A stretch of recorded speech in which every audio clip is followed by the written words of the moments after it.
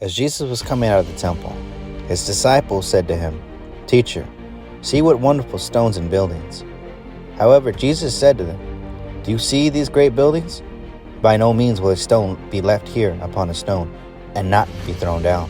Later on, his disciples came to him asking, "Tell us when these things shall be, and what will be the sign of thy presence and the conclusion of the age?"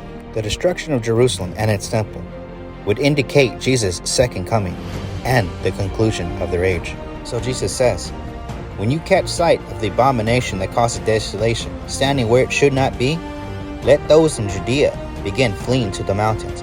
Let those in the midst of her leave, and let those in the countryside not enter into her. Because these are the days for meting out justice, in order that all things written may be fulfilled. For there will be great tribulation, such as not occurred since the world's beginning until now, nor will there occur again." In 66 AD, Cassius Florus, the last procurator of Judea before the Jewish revolt, entered the temple, plundered the treasury for 17 talents of gold and silver, and attempted to collect overdue taxes.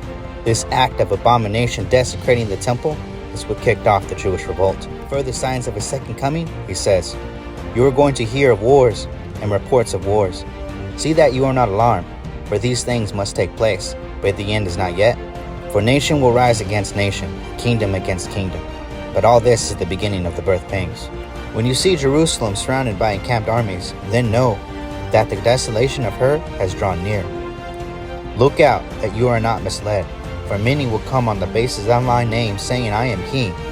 The due time is near. Do not go after them. Look, I have forewarned you. Therefore, if people say to you, 'Look, he is in the wilderness,' do not go out. 'Look, he is in the inner rooms,' do not believe it." An attempt to recapture Jerusalem. Cestius Gallius marched with 30,000 troops to siege Jerusalem, but was annihilated by the Jewish rebels. It was here that the false prophets would rise and try to hear the breakdown of the people.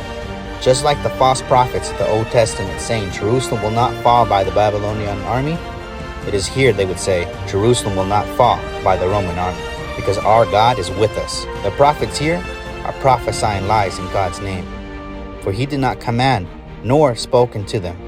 A lying vision and a worthless deviation, and the deceit of their own hearts is what they are prophesying to the people.